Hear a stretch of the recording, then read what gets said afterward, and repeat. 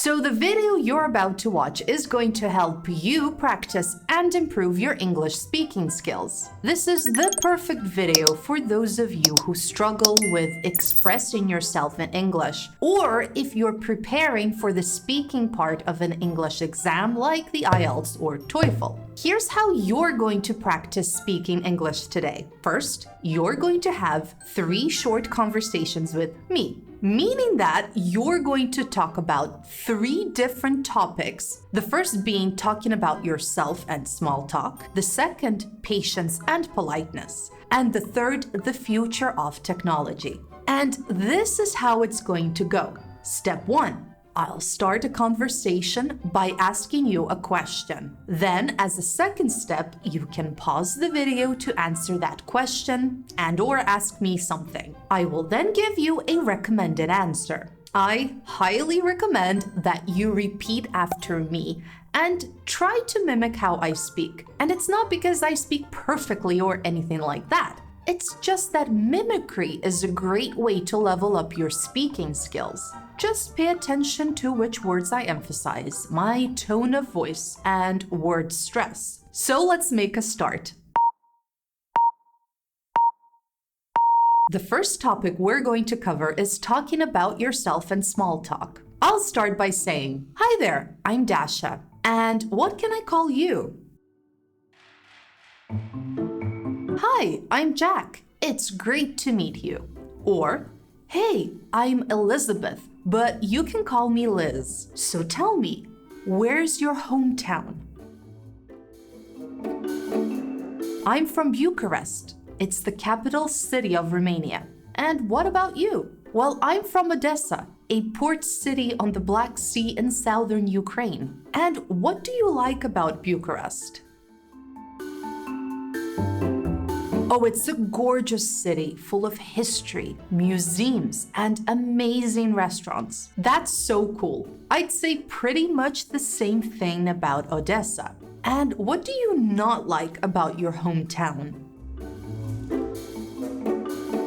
"There's not a lot of things to dislike about it, apart from that it gets quite crowded." Yes, that's typically the case with big cities. How important is your hometown to you? It's extremely important to me because it's my hometown, the place where I grew up. I have very fond memories of my childhood in Bucharest, and I enjoy coming back during the holidays. That's so awesome. I love my hometown as well, but I much prefer living in London. And whereabouts do you live now? I live in Manchester. Nice. Do you live alone or share a flat or a house? I actually share a house with 2 flatmates. We met at university and decided to live together after we graduated. And what about you? I share a flat with just 1 flatmate. Rent prices in London are insane, but I don't plan on living in a flat share for long. I want to move into a place of my own next year. And do you plan to live at your current house for a long time? I don't really mind sharing. I quite enjoy living with a lot of people. It feels less lonely that way. I grew up in a family of 6, so I'm very used to it. And you? That makes sense. I personally enjoy being by myself. Even though I live with a good friend of mine, I still feel like a stranger in my own home. So I'd rather move out of London and drive an hour to work every day just so that I can afford to rent a place of my own. Side note. Here's where you can think about what question you could ask me, having in mind the information I've just given you. "Oh, so you drive to work?" Or, "Oh, you have a car?" "No, I don't have a car yet. I take the tube to work." "And how about you? Do you have a car or do you use public transport?" "Yes, I do have a car, a 2018 Renault Twingo. It's a great car for the city, but I take the bus from time to time when it's convenient." "And what kind of car are you thinking of getting?" Well, I definitely want to get an electric car. I think electric cars are the future. So I was thinking about getting either the Renault Zoe or the Peugeot 2008. What's your take on electric cars? I think they're great for the environment, but unfortunately, they're very expensive. Plus, it's such a pain to charge them. And that's a wrap for the first conversation. Now for the second topic, patience and politeness. This one is going to be a bit more of an exam-style conversation because it's not really a two-way conversation. It's actually taken from the IELTS website that contains practice questions, which, by the way, you should totally check out. I've put a link to the website in the description box below. Now tell me, what do you think patience is? I think patience is a type of sentiment that a person feels. Specifically, it's the ability to wait for or tolerate something. Do you think having patience is important? Yes, I do think that having patience is very important. I believe that people with very little patience set themselves up for a lot of issues in everyday life. They tend to, for instance, quickly jump to conclusions without having much thought to their actions and consequences, instead of taking a step back and thinking objectively. And do you consider yourself to be a patient person?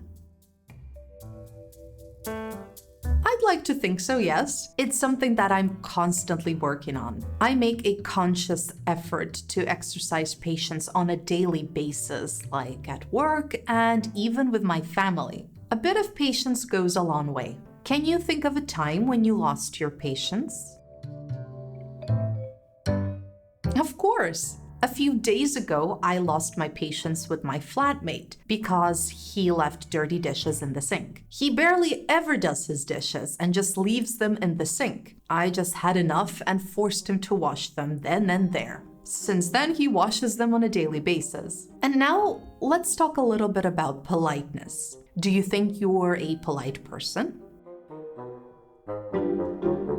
Yes, I think so. My parents have raised me to be polite to others and treat everyone with respect. Although I find myself to be particularly polite with strangers more than I am with people that I've known for quite a long time. Do you think it's important to be polite?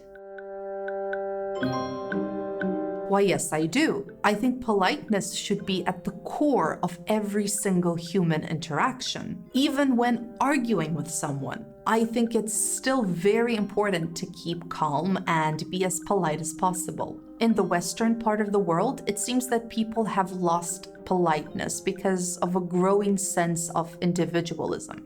What do you do if others are not polite to you? I try not to interact with rude people in general. In fact, I avoid them, even at work. I do not tolerate people being rude to me or others around them, because that's an act of disrespect. And lastly, let's dive into topic number 3. The future of technology. Note that your answers here should be a little bit longer than the ones in the second conversation. But more importantly, these will be more open-ended questions, meaning that it's not enough to answer with a yes or no. So try to spend a couple of minutes answering each of these questions. Do you think people spend too much money on technology like electronic devices?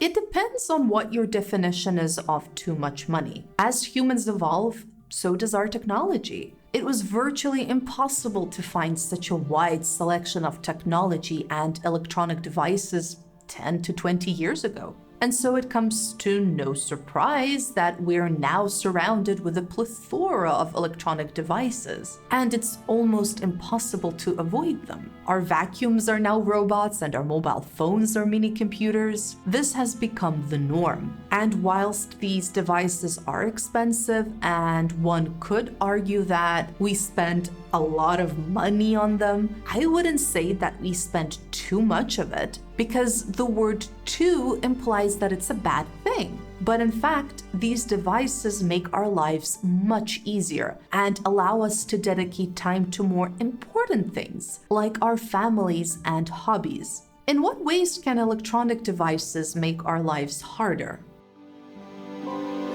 I wouldn't go as far as saying that electronic devices make our lives harder in any way. On the contrary, they make our lives much easier. The only downside of technology, I would say, is the fact that people are becoming lazier and have a dwindling attention span. We're lazier than ever because electronic devices do so much for us, like cleaning. You could even have sensors installed in your home that will switch on your lights automatically. And even cooking. We're now able to order meals by going on Uber Eats on our phones. And our attention span is decreasing because we're constantly glued to our smartphones and spend an unhealthy amount of time on social media platforms like TikTok.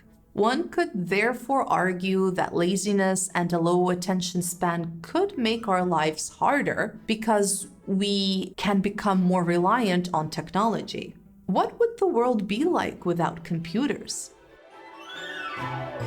Without computers, the world would be back to where it was without them. So we are talking about the early to mid 20th century. The world back then was very backward compared to how it is now. And quite frankly, I wouldn't want to live in it. It's also very difficult and nearly impossible to hypothesize and speculate how the world would be like without computers. There are too many variables and nuances. Perhaps we'd have less weapons, and as a result, less war casualties and collateral damage. We'd probably have a cleaner environment and less pollution, since we'd have less technology and less waste. On the other hand, we'd also very likely have a smaller world population, since computers have played a vital role in healthcare. Should children be taught to use computers at school?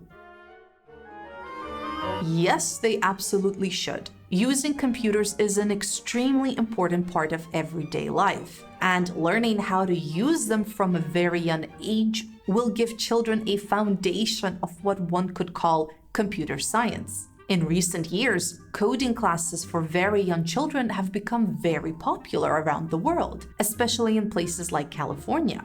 In fact, not teaching children how to use computers at school will be detrimental to their development and personal growth.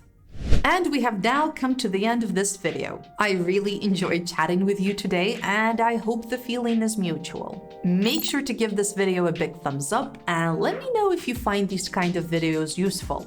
Don't forget to subscribe to never ever miss an English lesson.